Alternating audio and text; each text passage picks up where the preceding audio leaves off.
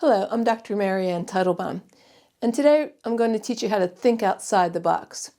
Because when I take on a new patient, they immediately describe to me their symptoms or they give me the names of any and all diseases they may have been diagnosed with. And once they're done telling me all these details, I immediately do two things. First, I ask many questions so I can figure out all of the imbalances which may have happened over the course of their lifetime, which slowly but gradually blossomed into all these symptoms or diseases. And then once I've discovered all the root causes of these ailments, I proceed to teach the patient how to think outside the box. Because the real truth is that the cause of the symptoms or diseases is usually far removed from where the symptom is. It takes a little while to get the hang of this, but it's an important step we all need to take when figuring out a treatment plan which will actually work. Doctors should learn this as well. The ancient doctors of India said before prescribing a treatment plan to the patient, you have to first see what they're doing wrong and tell them to stop doing it, and then you give the treatment. It sounds like common sense, but it's hardly ever done in both allopathic and holistic medicine. So let's take a few examples so you can understand this concept more fully. For example, let's look at eczema or other skin conditions.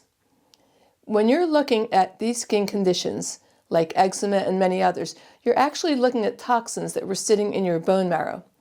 Therefore, we don't want to think of eczema as a problem with the skin, but instead think of its origins stemming from the bone marrow and other fat cells, which are harboring very hot and poisonous toxins. If you just treat the skin with cortisone creams in the case of modern medicine, or soothing herbal ointments in the case of holistic medicine, you won't get very far if you ignore all the underlying root causes. The next example is keeping our pH alkaline. Now, everyone is concerned about eating an alkaline diet to keep our pH alkaline, but we have to make sure that our gallbladder is working effectively to squirt the bile into the stomach acids as they come out of the stomach to alkalinize the digestive juices, which then become all the bodily fluids, like the blood, urine, tears, and sweat. If the bile doesn't flow, which happens dozens and dozens of times during the course of our lifetimes, then the digestive juices remain acidic, allowing the blood and other bodily fluids to become acidic as well. Next up, clogged arteries. If your arteries are clogged, the first thing you should think of is the type of oils that you've been consuming.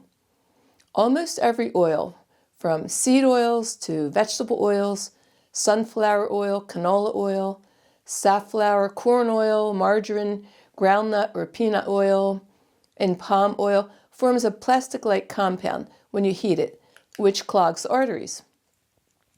These oils contain no cholesterol, which is always blamed for clogging of the arteries. Then the second step is to analyze your diet for foods that clog the arteries, some of which might contain cholesterol and many of which don't. And finally, you want to take good care of the liver and gallbladder, which digest, assimilate, and process all the fats out of your blood. Next, let's take a look at Hashimoto's. If you have Hashimoto's, the last thing you want to do is think of taking thyroid hormones. Instead, you have to shift gears and work your way backwards to see why your immune system is attacking the thyroid and work on ways to fix it at the level of the gut microbiome, the liver, and the bone marrow, the three major parts of the immune system. Then you want to strengthen your thyroid using highly beneficial and time-tested Ayurvedic herbs. If you take thyroid hormones, then you'll actually be weakening the thyroid gland since it's no longer called upon to make its hormones. And meanwhile, nothing's being done to stop the immune system from hurling its attacks on the thyroid. Next, let's look at perimenopause and menopause. If your female hormones are low, you want to avoid the knee-jerk reflex to just take hormones right off the bat. Instead, learn what the word ojas means. It's our hormones and neurotransmitters and much more than that. And then examine your diet and lifestyle, starting with digestion, to see why your ojas levels are low. If your digestion is poor and you experience bloating or gas, it means that the food isn't breaking down properly at the first stage of digestion, allowing for less absorption of nutrients into the 7 tissues and less nourishment for shukra dhatu, which are the reproductive fluids, and then less OJAS production at the end of nourishing that seventh tissue.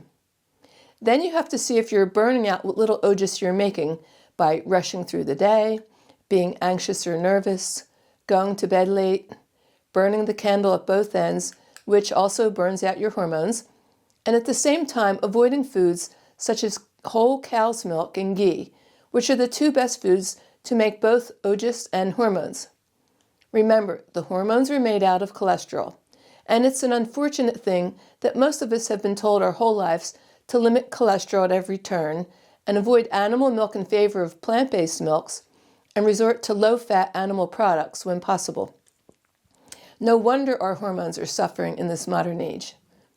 Next up, uterine fibroids, polyps, and cysts. If you have uterine fibroids or polyps or ovarian cysts, it's a sure sign that your gallbladder isn't working. The liver breaks down the excess estrogen every day and dumps it into the gallbladder. The gallbladder then squirts it into the intestines so it can be excreted in the bowel movement every day. So if the gallbladder isn't working up to par, then the estrogen reabsorbs back into the bloodstream, creating a situation of high estrogen, low progesterone. Estrogen makes things grow, and over time it will create a growth, such as a fibroid, uterine polyp, or cyst on the breast or the ovaries. So if you're plagued by any of these glandular growths, then your next step is to see what you might be doing wrong to prevent the normal workings of the gallbladder, and then you can use the fibroid shrinking herbs such as conchinar and others.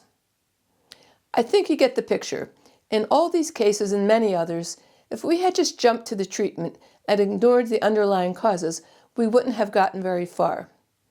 That's why people are having a hard time treating their skin conditions with steroid creams and even herbal lotions. If they don't get to the root causes, their efforts will be less effective. It's also why people are eating an alkaline diet, yet they remain acidic. Many people are on cholesterol medicine and eat a low-fat diet, yet they still have clogged arteries if they don't examine their diet correctly and address the filter to the blood, the liver. And your cholesterol and other bad fats can still create problems if your gallbladder isn't working correctly. Many people I see have Hashimoto's and they're taking thyroid hormones.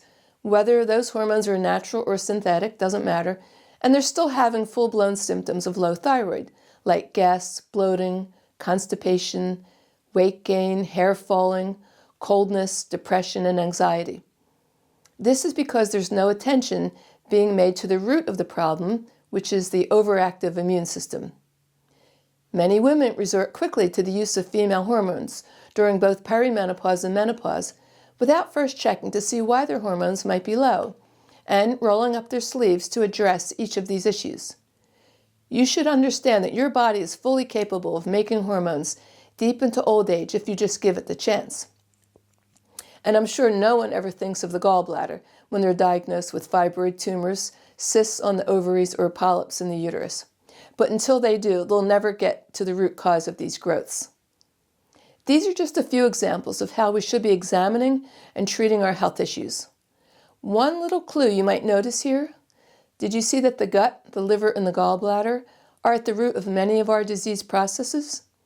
They are also considered the seat of our digestive processes.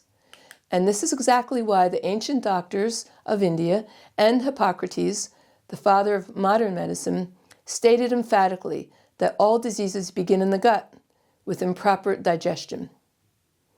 All of our body's processes are dependent on good quality food coming into our bodies and our bodies being able to properly digest those foods into small enough particles for proper absorption into the bloodstream.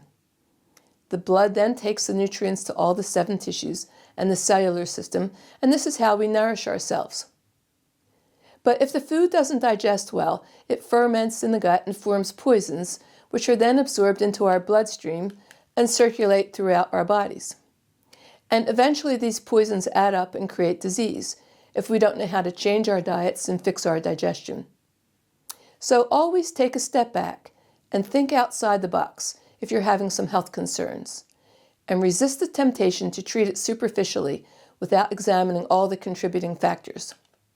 Remember The same disease has different underlying causes in each person, and the imbalances causing these are numerous. It's really rare that it would only be one imbalance creating your health problem. I hope this information helps you as you strive towards treating your body in a more holistic way. Thank you.